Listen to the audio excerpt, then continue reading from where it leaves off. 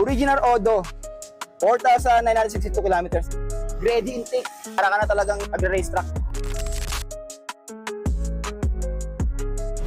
So mga boss, meron pa pala ako sa inyo yung papakita pang isang malakasan natin. Pakita sa inyo itong 2017 Subaru BRZ. Ito malupit dyan. Alam niyo ba ka 2017 model to? 5,000 kilometers pa lang tinakbo. Kasi yung bumili nito, nagkamali lang. Kaya halos tinambak lang sa garahe nila. Sobrang bagong-bago. Tingnan mo, napakakinis niya, no? Ito yung mags niya. So, ano na to? Race. Ready intake. Exhaust niya is stock pa rin siya. Pero pag tinatakbo mo siya, para ka na talagang mag-race track. Anong gaano to kaangas nito? Pakikita nyo, may vlog tayo niyan. Panoorin yung video, marinig nyo yung tunog ng makina sa loob. Ito na mga bumibili. Ayaw nang syempre, hindi nila malaman kung blooded o na-aksidente na. Dito nyo malalaman.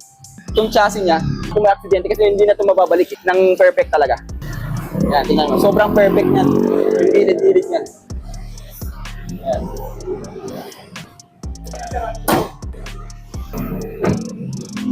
Carbon Lodi.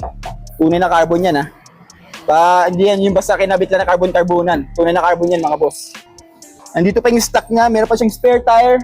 Tapos yung mga pinagpalitan sa air intake, lahat ng pinagpalitan, intact pa naman lahat ng gamit. Yung spare tire niya, sobrang bago pa. Hindi pa nagagamit. Hindi pa halos nagamit kasi nga, yung unit, hindi talaga halos ginamit. Binili lang para itambak sa bahay. Ito natin tools. May tools to. Ito yung tools niya pala. Ayan. Okay, kompleto pa yung tools niya. And then ito yung sa ano niya, ayan. Lifter. Okay? Yung para pag magtotoo ka, ayan. Kompleto pa yung gamit. So sa loob naman tayo. Original Odo, pakita sa inyo. Original Odo. 4,962 kilometers. Sobrang bata, napakabata, grabe. Check natin yung aircon kung malamig. Okay. In 10 seconds, sobrang lamig. In 10 seconds, ang lamig na agad niya. Wow. Ito, meron pa akong isang tip sa inyo.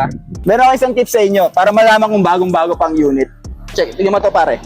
Ito, malalaman niyo yan. Ito, hindi masyadong nabakbak. Pag ikaw kasi sasakay ng sasakyan, tatama ka lang ito lagi. So dapat, medyo lukot-lukot pa to. Sa tagal na 2017 model pa to, ilang taon na. Siguro 8 years yan, no? Almost 8 years. Dapat yan, medyo bakbak na yan. Pero grabe, tingnan mo naman, no? Sobrang bago. Steering wheel.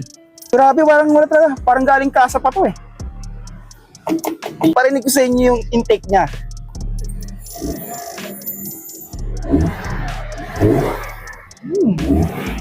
Sarap sa pandinig. So yun mga boss. So ito, ayan, kung gusto niyo itong makuha itong unit na to, ang presyo pala nito ay 1,668,000. Pero syempre, dahil pag sa amin kayo bumili, bawas yan kapag nag-viewing kayo mismo din sa showroom. And then, so, kung gusto nyo naman financing, available ang financing sa amin up to 4 years. And then, baka may sports car kayong nagsawa na kayo. Pwede nyo ilidalin sa amin. Trade-in tayo. Pag-usapan natin yung pwedeng idagdag o kami ang mag-add. Check nyo na lang. Tignan nyo kabuuan tong angas nito.